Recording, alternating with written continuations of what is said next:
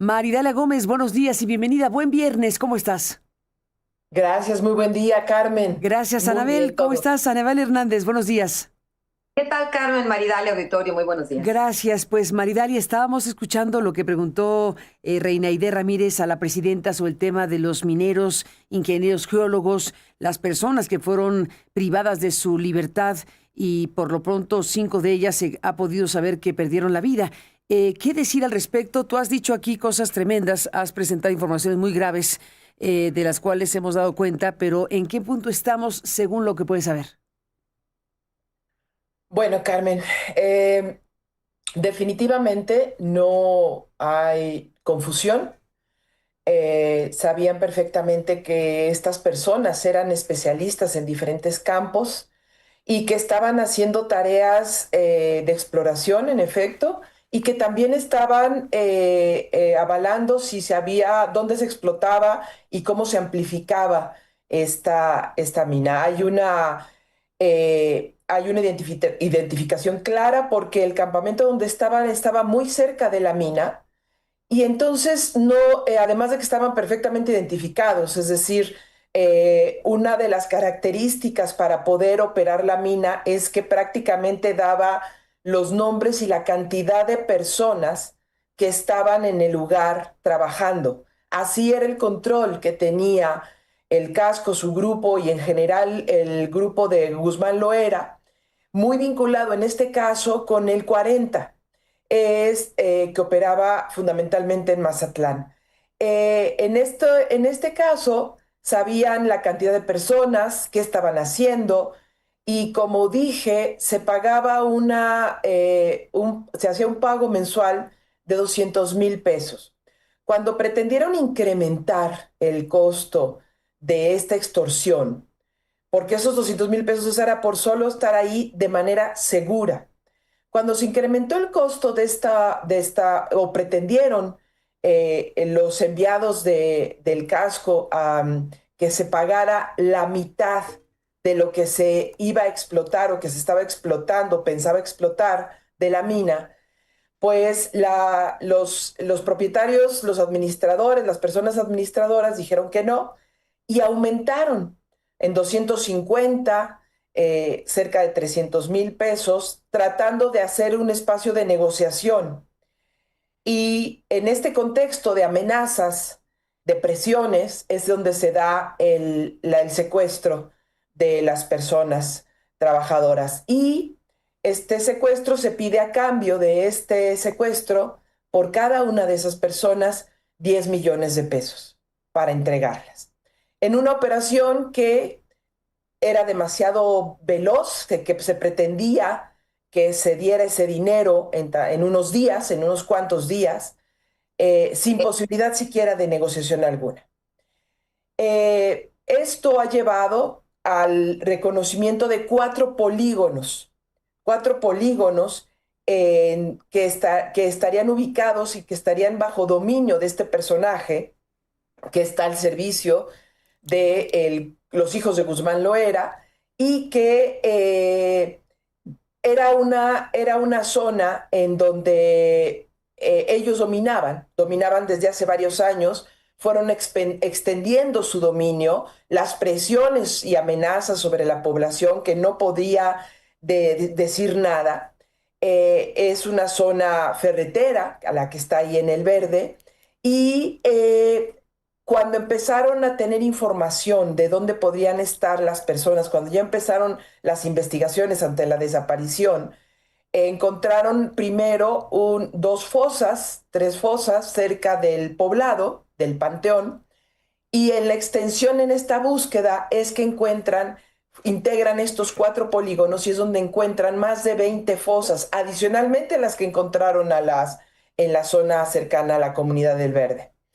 Y esto es donde, de acuerdo a testimonios, es que saben que prácticamente era un cementerio clandestino, era una de las tareas del casco, que no solo era de la región, no solo era de la zona inmediata, sino y abarcaba Mazatlán y más allá en este territorio en guerra, en esos territorios donde se hay guerra. En esta zona realmente no había confrontaciones tan fuertes como lo que me dicen las fuentes.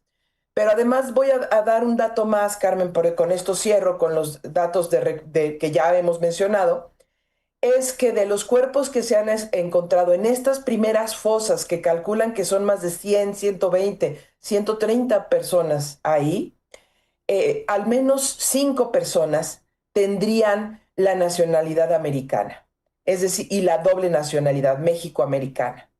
Por lo que ya Estados Unidos está solicitando información sobre las personas y sobre las investigaciones que México está llevando a cabo. Es decir, esto se está complicando un poco más y de ahí a que el secretario tendrá que, pues, es un llamado, tiene que haber un llamado claro y contundente para decir cuántos cuerpos han encontrado hasta ahora, cuántos cuerpos, cómo van a seguir ampliando la búsqueda de otros cuerpos, ya no solamente de las personas mineras, que me dicen, y como decíamos, aparentemente ya los encontraron, pero no han podido identificarlos precisamente por la cantidad de cuerpos que han localizado, Carmen. Hasta ahí comento en este momento y hay más hallazgos también.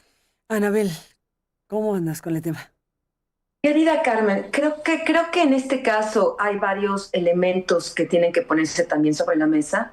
Creo que es parte de la confusión, una confusión creada por el propio gobierno federal que no se ha sido, y por la propia Fiscalía de Sinaloa, que no han querido ser claros realmente sobre las circunstancias de lo que pasó. Yo he estado hablando con diferentes familiares.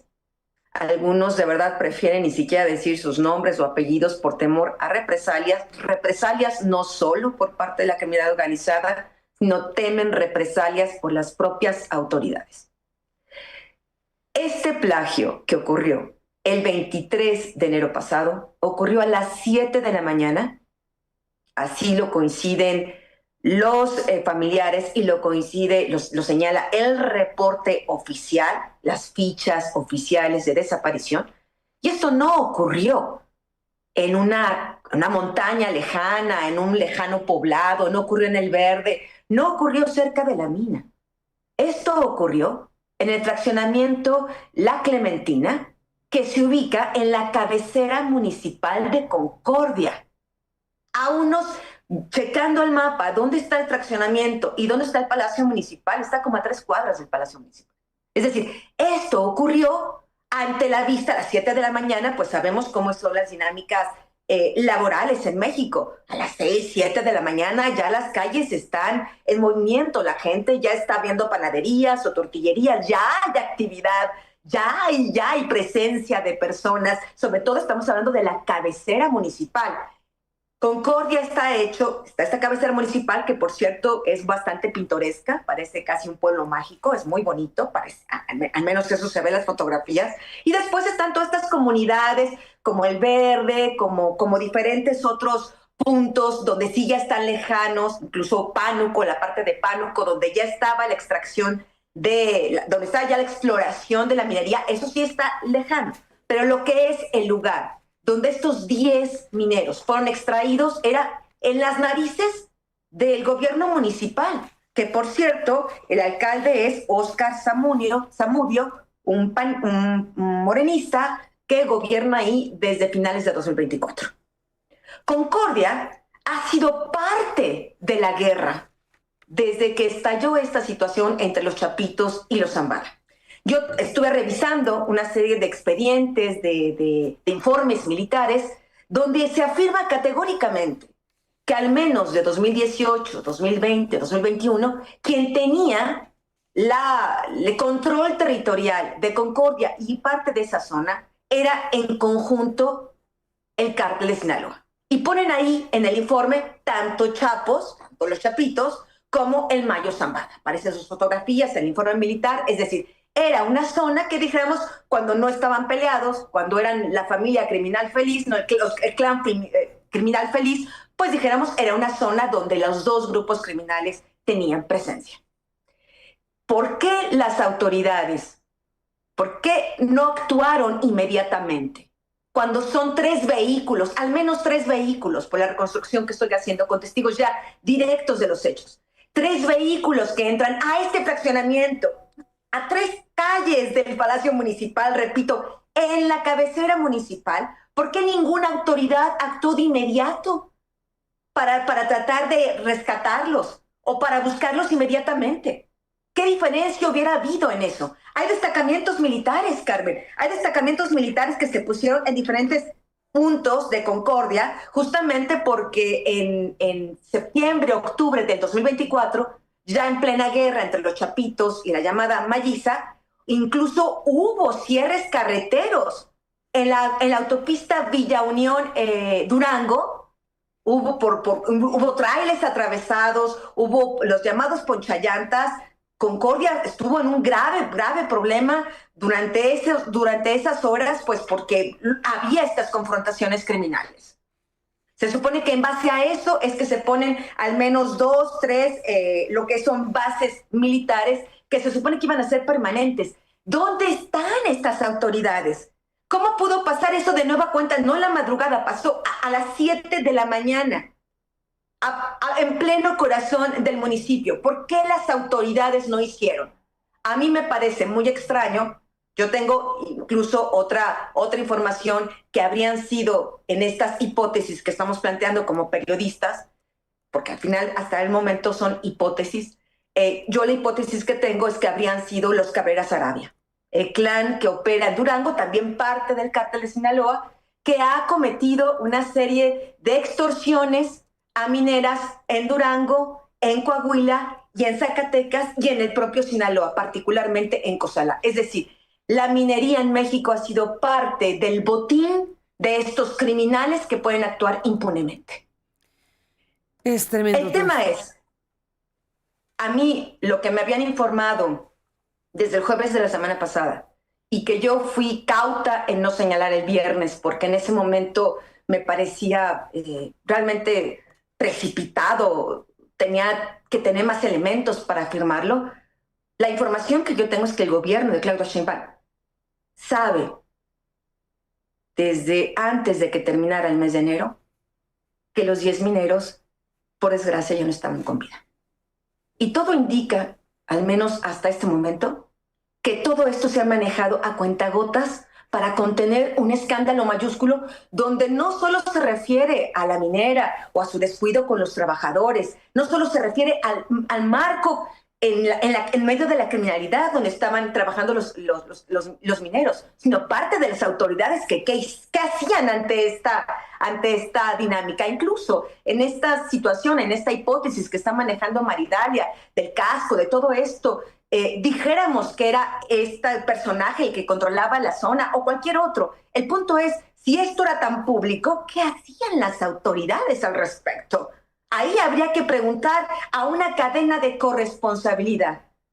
Termino comentando, Carmen, que por desgracia, la información que yo he estado recabando en las últimas horas, repito, basada en testimonios de personas que han estado presentes en los servicios médicos forenses, donde se han identificado al menos estos 5 mineros, es que fueron fusilados a una distancia aproximada de 10 metros de distancia. ¿Y el gobierno qué va a hacer? Eso según información de fuentes, de documentos, ¿de dónde obtienes este dato?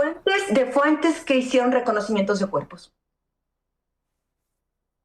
Estos 5, al menos uno de los 5, habría estado fusilado. Tiene el acta de defunción, dice que murieron por disparos. Cuando yo le pregunto a esta fuente, bueno, ¿y les han dado las autopsias? No. A los familiares el gobierno no les quiere dar las autopsias, lo cual es un elemento mínimo para dar al menos algún tipo de certeza a las familias. Ok, murieron, qué dolor tan grande, pero ¿qué pasó? La autopsia, tú lo sabes, cualquiera lo sabe, la autopsia, ahí viene exactamente la parte fundamental de cuándo murieron y cómo murieron. Bueno, de acuerdo, no les han dado esta autopsia en las actas de defunción viene la muerte, la causa de la muerte es por disparos de arma de fuego. Cuando yo pregunto sobre esto, señalan que al menos en uno de los casos, en un reconocimiento que hubo disparos en el abdomen y otras partes del cuerpo a una distancia de cerca de 10 metros, es decir, lo que induciría, habla, porque fueron disparos de la parte frontal, hablaría, por desgracia, de una especie o una dinámica, dijéramos hipotéticamente, de fusilamiento, y además habrían estado golpeados. Aquí el gobierno tiene que informar muchísimas cosas a las víctimas, sobre todo a los familiares. Y me parece que tener y ventilar estas autopsias de un caso tan sensible a nivel nacional es su obligación. Y me parece que también hoy es obligación de la empresa minera que responda a una serie de señalamientos que ellos mismos hicieron en un informe de noviembre del 2025, Carmen. Es un informe que dan, estamos hablando de una cosa muy sensible, y perdón que me extienda un poco, porque no se ha explicado que esta empresa minera canadiense cotiza en la Bolsa de Valores de Nueva York y cotiza en la Bolsa de Valores de Toronto. ¿Esto qué significa? Que son empresas que están bajo un marco normativo legal al que deben de suscribirse, acotarse, de no pagar, ¿cómo se dice?, este tipo de extorsiones. Se supone que sería ilegal en este marco, además el marco normal, legal, en este marco empresarial, la empresa, si pagaba sobornos o no, debería declararlo. Claro, aclararlo sería meterse en un problema legal tremendo, y me parece que también por eso la empresa maneja la información a cuentagotas, no solo el gobierno, también la empresa. La empresa, desde noviembre pasado, en un reporte firmado oficial, que está ahí en la Comisión de Valores de Nueva York, hablan de que había extracción ilegal de minerales en su propiedad, en el proyecto Pánuco. Afirman categóricamente que todavía no había ninguna producción de materiales. Yo pude establecer comunicación con voceros de la empresa, hice una serie de preguntas que no me han respondido, por cierto, pero la única cosa que sí me aclararon es no hay producción. No hay producción, me refiero de estos millones de onzas de plata que al menos esperan poder producir el equivalente esperan poder producir al menos en unos 7, 8, 9 años. Lo que sí hay es una mina de prueba. Estas minas de prueba sí extraen cierto tipo de cantidades de metales. Estamos hablando de oro, plata. ¿Qué cantidades? Pues no se sabe exactamente, pero estamos hablando realmente, Carmen, de una serie de temas que el gobierno tiene que explorar. Querían que los mineros se fueran de la zona para poder entonces apropiarse abiertamente de toda esta mina de prueba, o de poder ampliar estos grupos ilegales, esta criminalidad organizada que estaba explotando ilegalmente vetas de esta minera. Bueno, hay muchas cosas que aclarar, Carmen, y me parece que es ahí donde periodistas, medios de comunicación, tenemos que sumarnos a esta exigencia de claridad, tanto por parte del gobierno federal, tanto como parte de la minera. Ni más ni menos, pues en eso estamos, Anabel, Maridalia. Déjenme hacer una pausa y regresamos. El tema es tremendo y bueno, pues han expuesto ustedes cosas sumamente graves, y efectivamente no es es una hipótesis la de García Harfuch. No lo afirmó, dijo que las primeras declaraciones habían sido que los confundieron, pero como nos dijo parte de la familia de uno de los mineros que fueron asesinados, no es verosímil, por decirlo suavecito. Así que bueno, estaremos después de la pausa regresando con ustedes en un momento más. Volvemos. Regresamos en la parte final de esta mesa con Anabel y con Maridalia. Y bueno, pues propone Anabel detenerse en un momento más en el libro de Julio Scherer. Este libro que, bueno, pues está dando mucho de qué hablar. Ni venganza ni perdón, una amistad al filo del poder de Planeta. Pero antes de escuchar a Anabel con esta revisión que hace del libro, Maridalia, sobre lo que estamos aquí escuchándolas respecto a la circunstancia de los ingenieros geólogos, mineros, ingenieros que han sido desaparecidos en Sinaloa y esto que hemos hablado ampliamente esta mañana. ¿Qué agregarías al respecto? Ya sería datos muy precisos, Carmen. Anabel, audiencia. El primero es que es una oportunidad muy importante para el gobierno federal en poner orden y transparentar y generar precisamente una limpieza y una reestructuración en la zona. ¿Por qué lo digo? Porque la información de quiénes eran y quiénes operaban en la zona se conoce al menos por parte del ejército desde 2018. De acuerdo a los datos que se tienen perfectamente identificados, y no solo a él, por supuesto, sino también a quienes forman parte de esta complicidad que se había articulado en torno a la zona sur de Sinaloa. En este caso, que es muy importante porque nos muestra la capacidad criminal que tenía o que tienen los grupos de Joaquín Guzmán Loera, que al menos la información que tengo, que sí es consistente sobre esa zona de influencia. El personaje de Víctor Manuel Barraza Pablos, alias el 40 o el Titán, era secretario de Iván Archibaldo y se quedó o fue asignado para el control de la zona de Mazatlán y el sur, precisamente como defensa y en los enfrentamientos y en todas las operaciones criminales de la región. Pero al mismo tiempo se convirtió en uno de los liderazgos que se encargaba del fentanilo. Por eso Estados Unidos lo ha estado investigando y tiene muy clara esa operación en toda la zona. Lo mismo que el Casco y sus hermanos, uno detenido, otro fallecido. Esta estructura criminal es la que se encargaba y daba auxilio, porque son muy violentos, en esa zona. A estas personas se les atribuye la presión y la operación del tema del secuestro de las personas que trabajaban para la mina, estos especialistas que hacían esta labor.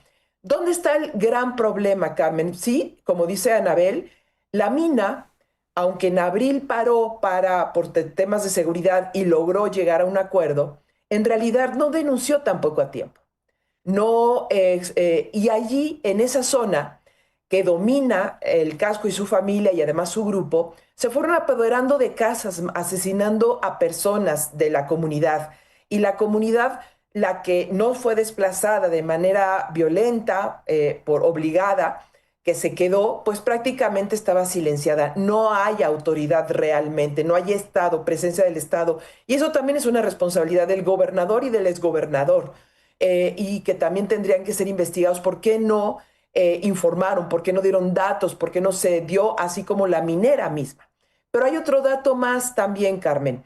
El hecho de que allí, en esa zona, en esa región, existen más de 20 proyectos mineros que están en exploración, porque se considera que hay una riqueza muy grande, no solo en temas de oro, sino también hierro, por ejemplo, plata, ¿no? Cobre. Entonces, esos proyectos que también han sido y están sufriendo extorsión, podrían venirse abajo y son zonas en donde están invirtiendo personas de Estados Unidos y de Canadá. Entonces, y es la región donde se alimenta una parte y se prevé que en unos años se convierte en un gran potencial minero. Ese es el gran problema, no solo social, que es muy fuerte y poderoso, que por cierto las personas están hartas y ya están subiendo, incluso hay videos en donde se exhiben las casas en donde vivían estas personas que ahora se encuentran en fuga, y por eso hay una búsqueda de ellos en la zona de Michoacán, Nayarit, Sonora, Nuevo León, y Jalisco, en donde se le está buscando, junto con Iván Archibaldo, en donde me dicen que ha habido ya 3 operaciones muy cerca, en donde han participado elementos también de las agencias estadounidenses para tratar de detener a Iván Archibaldo. Esto es la información que 3 fuentes en específico, me han confirmado de manera distinta, y que son 3 operaciones en donde han estado muy cerca. Y, como decía la vez pasada, y con esto cierro, estos movimientos que parecerían desesperados de estos grupos por querer cobrar más derecho, y ya lo había mencionado en la semana, Carmen, contigo, de derecho de piso a las empresas, a estas transnacionales, es precisamente un acto desesperado ante las operaciones de Estados Unidos de cierre por aire, mar y tierra, porque ya lo hicieron a partir de estar en la presencia en Guatemala. Bueno, pues esto ya está teniendo sus consecuencias. Y lo habíamos dicho semanas atrás, varias semanas atrás, ¿cuál va a ser la reacción de los grupos criminales ante las operaciones de Estados Unidos en el Caribe y en Centroamérica? Bueno, pues México se tiene que preparar y por eso es una gran oportunidad, una oportunidad histórica para el gobierno de la República de ser transparente, de hablar con claridad, de responsabilizar a quienes son responsables y de que se actúe y que se limpie la política y también de los grupos criminales, Carmen. Pues ahí está el tema que seguiremos hablando de él, por supuesto. Gracias, Maridalia. Y bueno, Anabel, demos un giro para hablar de lo que es este libro de Julio Scherer y de Jorge Fernández que propones revisar. ¿Qué estás viendo aquí? Bueno, Carmen, este libro de Ni venganza ni perdón, pues ya del título, pues nos deja bastantes interrogantes, ¿no? Creo que es parte, Carmen, de esta dinámica de ruptura, de confrontaciones internas, de una especie de una fiesta del canibalismo que ocurre en el partido oficial después pues, de estar 7 años en el gobierno. Son cosas que desgastan a cualquiera y mucho más por el estilo que se tiene directamente en este partido político, que es el partido político que él gobierna. Ya no es la primera vez que nos encontramos ante estos episodios donde dos personajes importantes de la llamada Cuarta Transformación, en este caso Julio Scherer, y me aterrizaré únicamente en el caso de Jesús Ramírez, el ex vocero presidencial y hoy asesor de la presidenta. Hoy están en un litigio mediático a raíz de este libro. Ya lo habíamos visto en su momento con Gertz Manero y el propio Julio Scherer, que mutuamente se acusan pues, de ser unos bandidos, ¿no? Aquí estamos exactamente en una misma dinámica. Yo me pararía, Carmen, y me parece irónico, y quiero hacer un énfasis sobre esta ironía, ¿no? Porque luego los de la 4T, cuando las informaciones no les convienen, pues nada más están atacando a los periodistas, están tratando de desvirtuar las informaciones.